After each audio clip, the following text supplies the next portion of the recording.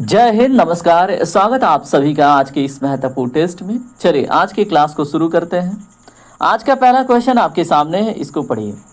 लोसांग उत्सव मुख्य रूप से भारत के किस राज्य में मनाया जाता है? तो दोस्तों इसका सही जवाब है आपका ऑप्शन ए, सिक्किम में। ठीक है, तो आप सभी को पता होना चाहिए सिक्किम के जो भूटिया और लेप्चा जनजाति हैं, इनके द्वारा इसको नववर्ष के त्यौहार के रूप में मनाया जाता है।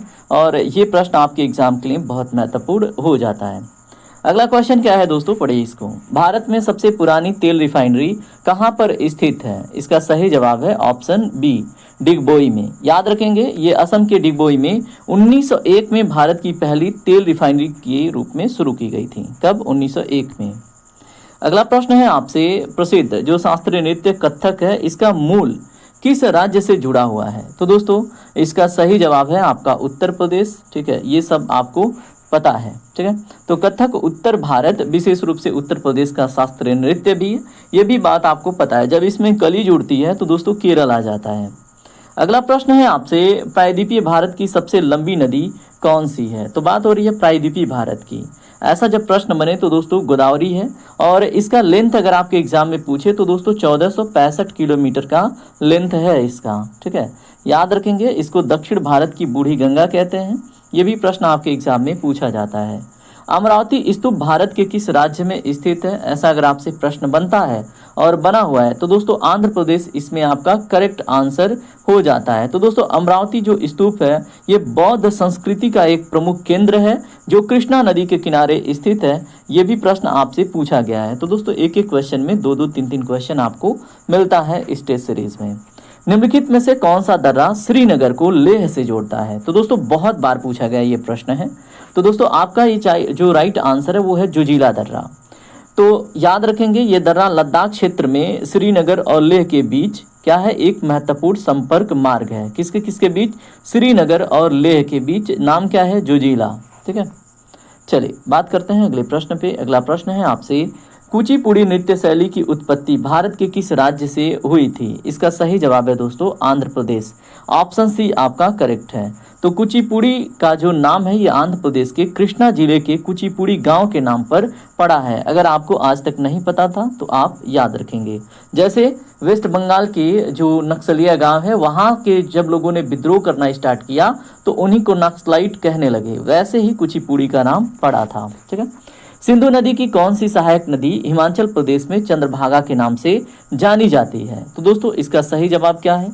इसका नाम है चेनाब। ठीक है, तो चेनाब को चंद्रभागा क्यों कहते हैं? क्योंकि ये दो नदी शाखाओं से मिलकर बनती है। एक का नाम है चंद्र और दूसरे का नाम है भागा। ठीक है, और इसको दोस्तों प्राचीन समय काल में किस नाम से जानते थे? तो आप मुझे कमेंट करके बताएंगे। चलिए मैं आपको ऑप्शन देता हूँ, अस्किनी या फिर पुरुषनी या फिर इनमें से कोई नहीं। प्रसिद्ध सूर्य मंदिर जिसका नाम है कोणार्क, इसका निर्माण किसने करवाया था? ऐसा अगर आपसे प्रश्न बनता है तो दोस्तों इसका सही जवाब होगा ऑप्शन बी, नरसिंहदेव प्रथम ने। क्या निर्माण करवाया था? प्रसिद्ध सूर्य मंदिर कोणार्क। ठीक है, तो इसके बारे में अगर प्रश्न बने ये कहाँ पे स्थित है, इसका निर्माण हुआ कब, किस राजवंश ने करवाया? तो दोस्तों जो पूर्वी गंग राजवंश था, ठीक है, उसके राजा नरसिंहदेव प्रथम ने 13वीं शताब्दी में करवाई थी। ठीक है, अब आप मुझे कमेंट करके बताएंगे कोणार्क सूर्य मंदिर कहाँ पर स्थित है, जो एक सूर्य मंदिर है। ठीक है, उम्मीद करता हूँ आप भी आंसर करेंगे, ऐसा नहीं है कि सिर्फ सुनेंगे। यहाँ पे देखिए जोग जलप्रपात की बात हो रही है, किस नदी पर स्थित है? तो दोस्तों इसका नाम है सरावती। ठीक है, तो सरावती नदी पर स्थित है। और देखिए जब तक कुंचिकल जलप्रपात की हाइट नहीं मेजर की गई थी तब तक जोग जलप्रपात को ही भारत का सबसे ऊंचा जो जलप्रपात माना जाता था। लेकिन अब जो कुंचिकल जलप्रपात है इसको महत्व मिलता है, याद रखेंगे। और ये कर्नाटक में स्थित है, ये भी बात आपको पता होनी चाहिए। और जो कुंचिकल जलप्रपात की बात करी वो वराही नदी पे स्थित है और वो भी आपको कर्नाटक में ही देखने को मिलता है। खजुराहो के मंदिरों का निर्माण किस राजवंश के शासकों ने करवाया था? अगर ऐसा प्रश्न आपसे बनता है तो दोस्तों चंदेल वंश। ऑप्शन बी आपका करेक्ट होगा। कब करवाया था? तो दोस्तों 950 से 1050 ईस्वी के बीच ही निर्माण करवाया था। और ये मध्य प्रदेश है स्टेट, उसके छतरपुर में। ठीक है, ये भी बात आपसे पूछी जाए तो छतरपुर याद रखिएगा। अगला प्रश्न है आपसे, भारत का एकमात्र जो सक्रिय ज्वालामुखी है ये कहाँ पर स्थित है? तो दोस्तों ये है बैरन द्वीप पर स्थित। ऑप्शन सी आपका करेक्ट होगा। ठीक है, तो याद रखेंगे, बहुत ही इंपॉर्टेंट क्वेश्चन हो जाता है। अगला प्रश्न क्या है, पढ़िए। मधुबनी लोक चित्रकला किस राज्य की प्रसिद्ध शैली है? तो ये हम सबको पता है, बिहार की। ठीक है, याद रखेंगे, ये विशेषकर जो बिहार का मिथिलांचल क्षेत्र है वहाँ की महिलाओं द्वारा चावल के आटे को, ठीक है, ऐसे मतलब चावल के आटे को हाथ पे छाप कर दीवारों पे ये पेंटिंग विशेषकर बनाई जाती है और इसको जीआई टैग भी मिला हुआ है। अगला प्रश्न देखिए क्या है, गुरु शिखर किस पर्वत श्रृंखला की सबसे ऊंची चोटी है? तो दोस्तों गुरु शिखर के ऊपर बात हो रही है और इसके बारे में आप जानते ही होंगे, अरावली इसमें सही जवाब हो जाता है। और राजस्थान के माउंट आबू में स्थित गुरु शिखर अरावली की सर्वोच्च चोटी है, ये बात आज से आपको याद रखनी है। और इसकी हाइट पूछे तो दोस्तों 1722 मीटर इसकी हाइट हो जाता है। ठीक है, अगला प्रश्न है आपसे, तंजावुर का जो बृहदेश्वर मंदिर है ये किस हिंदू देवता को समर्पित है?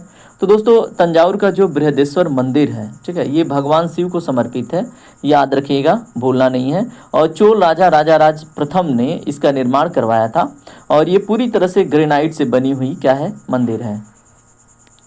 ग्रेनाइट चट्टान आपको पता है ना, प्राइमरी रॉक कहलाता है। भारत का सबसे बड़ा जो लैगून झील है चिल्का, ये किस राज्य में स्थित है? दोस्तों ये है उड़ीसा में स्थित। ठीक है, और विश्व में अगर क्षेत्रफल के दृष्टिकोण से कहें खारे पानी का सबसे बड़ा झील दूसरे स्थान पे तो दोस्तों चिल्का ही आता है। ठीक है, तो ये भी बात आप अपने दिमाग में बिठा लीजिए। और जो इरावदी डॉल्फिन है जो विशेषकर म्यांमार में पाई जाती है, ये सिर्फ और सिर्फ भारत के चिल्का लेक में ही पाई जाती है अगर भारत की बात आता है तो। ये प्रश्न यूपीएससी के 2020 में पूछा हुआ था। अजंता की गुफाओं की पेंटिंग्स मुख्य रूप से किस धर्म से संबंधित है? ऐसा अगर आपसे प्रश्न बने तो दोस्तों बौद्ध धर्म आप ट्रिक करेंगे, ऑप्शन सी आपका करेक्ट होगा। ठीक है, और ये महाराष्ट्र के औरंगाबाद में स्थित है, तो ये भी बात आपको याद रखनी है। इसमें जातक कथाओं की बात की गई है जिसमें बौद्ध धर्म में जो गौतम बुद्ध हैं उनके जो पूर्व जन्म थे, ठीक है, उनकी कहानियाँ हैं। यूनेस्को की बात हो रही है, यूनेस्को द्वारा शामिल जो काजीरंगा राष्ट्रीय उद्यान है ये भारत के किस राज्य में है? तो दोस्तों यूनेस्को के विश्व धरोहर में सम्मिलित है। यहाँ पे यूनेस्को है, यहाँ पे यूनिसेफ है, यहाँ पे यूनिसेफ को यूनेस्को कर लीजिएगा। ठीक है, तो इसका जो सही जवाब है वो होगा आपका असम, आपको पता है। और ये एक सिंग वाले गैंडे के लिए प्रसिद्ध है काजीरंगा राष्ट्रीय उद्यान। अगला प्रश्न है, हम्पी के स्मारक किस प्राचीन साम्राज्य की राजधानी थे? तो दोस्तों ये किसके थे? विजयनगर साम्राज्य के। 1336 में हरिहर और बुक्का ने मिलकर इसकी स्थापना करी थी। ये बात तो आपको हिस्ट्री में पढ़ाया ही होगा, अगर आपने मुझसे पढ़ा होगा तो बिल्कुल पता होगा। और ये तुंगभद्रा जो नदी है उसके किनारे स्थित था। भारत की मुख्य भूमि का सबसे दक्षिणी छोर अगर पूछा जाए, केप कैमोरिन, ये कहाँ पर स्थित है? तो दोस्तों ये तमिलनाडु में स्थित है, आपका ऑप्शन बी करेक्ट होगा। प्राचीन समय काल में दोस्तों इसको आयु के नाम से जानते थे। किस नाम से? आयु के नाम से। ये बात शायद आपको पता हो। दोस्तों प्रश्न संख्या 21 में आपसे पूछा गया, भारतीय संविधान का कौन सा अनुच्छेद ये एबोलिशन ऑफ अनटचेबिलिटी से संबंधित है? तो यहाँ पे बड़ा फ्रिक्वेंट पूछे जाने वाला प्रश्न है, अनुच्छेद 17। ठीक है, याद रखिएगा, इंपॉर्टेंट क्वेश्चन बन जाता है।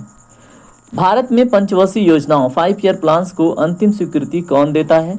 कौन देता था एक्चुअली, आपको पता है कि अब इसके जगह पे नीति आयोग आ चुका है। तो दोस्तों इसका सही जवाब क्या होगा? इसका सही जवाब है दोस्तों राष्ट्रीय विकास परिषद। ठीक है, और राष्ट्रीय विकास परिषद की स्थापना पूछे तो 1952 में हुआ था। ठीक है, ये भी प्रश्न आपसे पूछा जाता है जो उस समय पे पंचवर्षीय योजनाओं को अंतिम मंजूरी देने का कार्य करता था।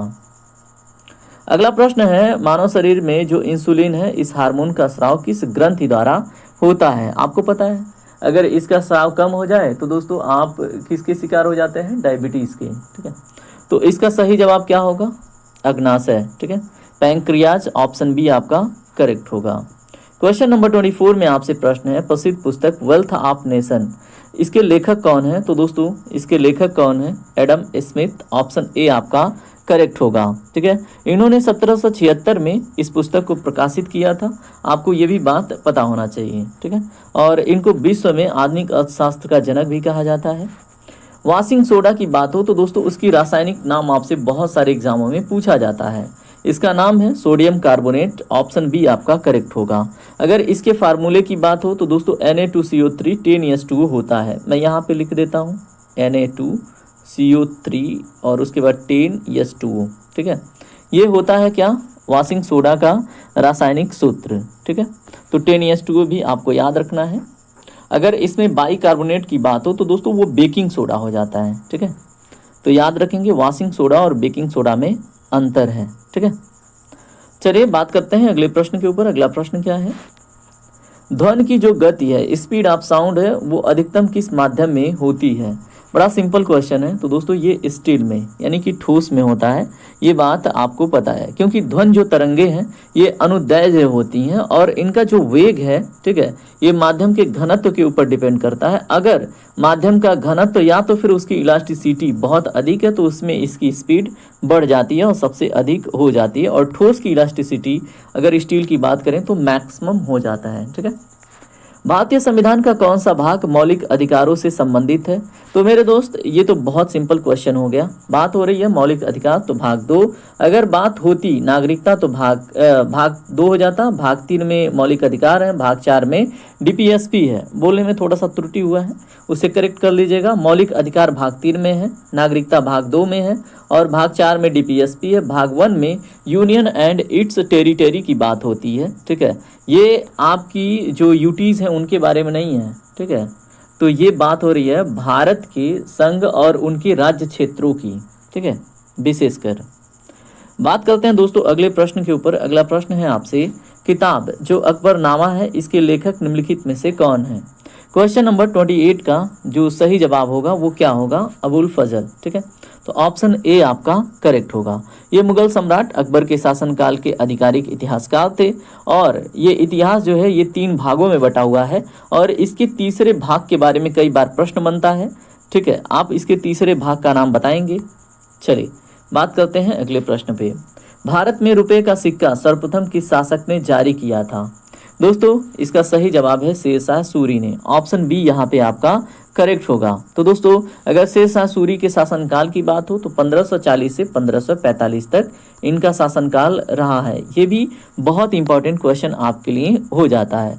इन्होंने चांदी का सिक्का चलाया था जिसे रुपया नाम दिया था। इन्होंने क्या दिया था, रुपया नाम दिया था। ठीक है, क्वेश्चन नंबर 30 है आपसे, मटर के पौधे पर अपने प्रयोग के लिए आनुवांशिकी के जनक के रूप में किसे जाना जाता है। तो दोस्तों मटर का पौधा था।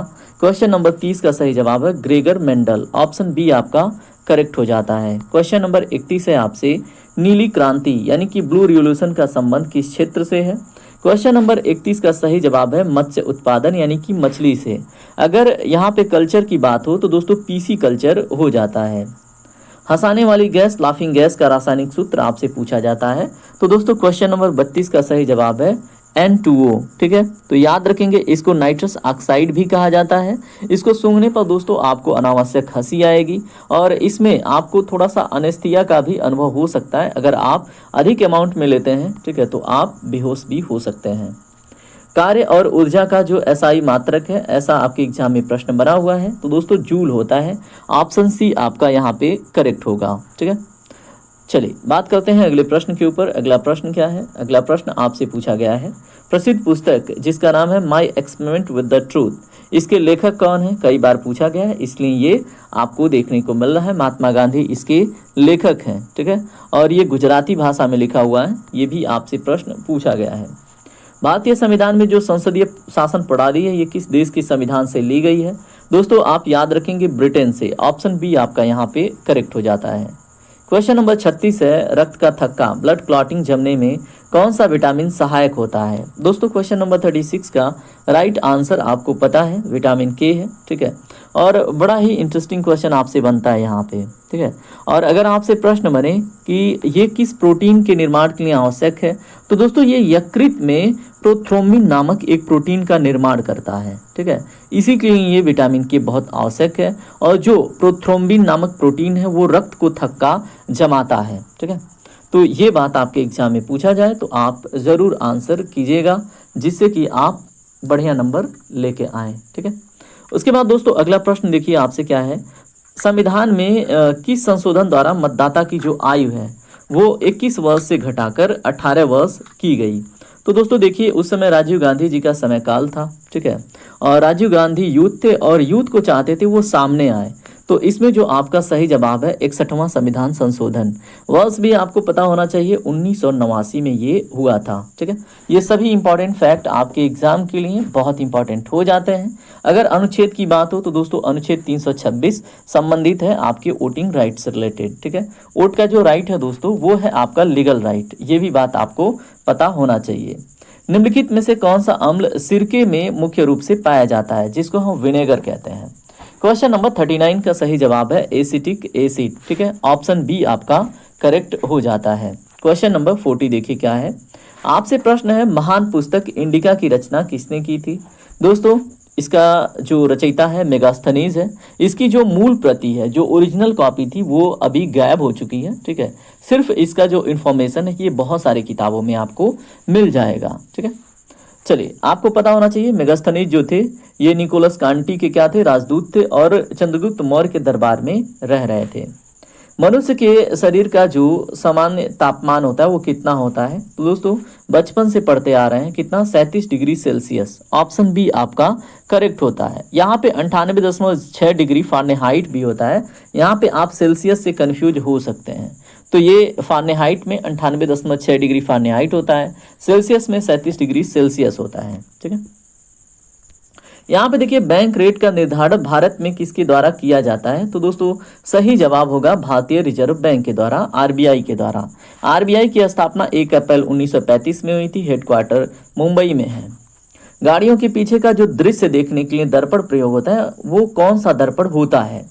दोस्तों देखिए उसमें लिखा होता है image is closure then appear, ठीक है। तो दोस्तों अब यहाँ पे सही जवाब क्या होगा, उत्तल दर्पण प्रयोग होता है, ठीक है। क्यों, क्योंकि उत्तल दर्पण में हम बहुत सारे, ठीक है, क्षेत्रफल को एक छोटे से हिस्से में देख पाते हैं, ठीक है।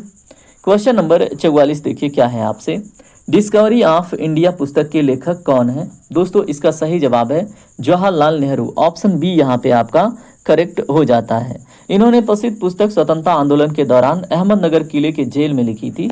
ये प्रश्न अगर आपसे बने कि किस जेल में लिखी थी, तो अहमदनगर किले के जेल में, तो फिर आपके लिए डिफिकल्ट हो जाएगा, आप याद रखिएगा। भारतीय संविधान में जो डीपीएसपी है ये किस देश से लिए गए हैं, इसका सही जवाब है दोस्तों आयरलैंड के कॉन्स्टिट्यूशन से, ठीक है। ये अनुच्छेद 36 से 51 के बीच में है, भाग 4 में है, मैंने आपको बताया था। दोस्तों अभी लास्ट के 5 क्वेश्चन आपके करंट अफेयर के होंगे। अगर आपका करंट अफेयर स्ट्रांग है तो आप कर पाएंगे, नहीं तो आप ध्यान से सुनिए। और डेली जो करंट अफेयर का सेशन आपको टॉपिक वाइज मिलता है इस चैनल पे, उसको भी इंजॉय कीजिए, ठीक है। जिंद सोनीपत रूट पर भारत की पहली हाइड्रोजन संचालित जो ट्रेन है ये किस राज्य में शुरू की जाएगी। तो दोस्तों जिंद सोनीपत रूट पर भारत की पहली हाइड्रोजन संचालित यात्री ट्रेन है, तो बहुत इंपॉर्टेंट हो जाता है। इसका नाम है दोस्तों हरियाणा, इस स्टेट का, ठीक है।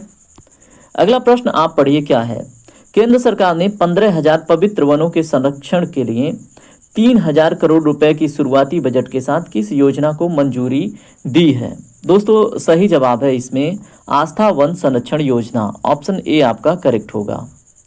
अगला प्रश्न है आपसे, हाल ही में केविन पीटरसन के साथ किन 2 पूर्व भारतीय क्रिकेट कप्तानों को आईसीसी हॉल ऑफ फेम में शामिल किया गया है। दोस्तों सही जवाब है इसमें सौरव गांगुली और अंजुम चोपड़ा जी को, ऑप्शन बी आपका करेक्ट होगा। क्वेश्चन नंबर 49 क्या है, आपसे प्रश्न है विंबलडन 2026 में महिला एकल का खिताब किसने जीता है। सही जवाब है दोस्तों लिंडा नोस्कोवा, ठीक है। तो विंबलडन क्या है, विंबलडन 2026 क्या है दोस्तों, विंबलडन 2026 में महिला एकल खिताब लिंडा नोस्कोवा ने जीता है, आपसे प्रश्न बन सकता है। क्वेश्चन नंबर 50 है ISSF शॉटगन वर्ल्ड कप 2026 जो लिनाटो में पहली महिला जो ट्रैप है, इस स्पर्धा में किस भारतीय ने स्वर्ण जीता है। तो दोस्तों ISSF शॉटगन वर्ल्ड कप 2026 का था, लोनाटो में हुआ। इसमें महिला ट्रैप स्पर्धा में किस भारतीय ने स्वर्ण जीता है। तो दोस्तों सही जवाब है इसमें नीरू थांडा, ठीक है। तो नीरू थांडा नाम है इनका, ऑप्शन डी आपका करेक्ट है। इस तरह से दोस्तों आपने टॉप 50 क्वेश्चन नहीं, आप मोर देन 100 क्वेश्चन यहाँ से पा चुके हैं। और अगर आपको वीडियो और वीडियो की क्वालिटी पसंद आती है तो वीडियो को लाइक ज़रूर कीजिए।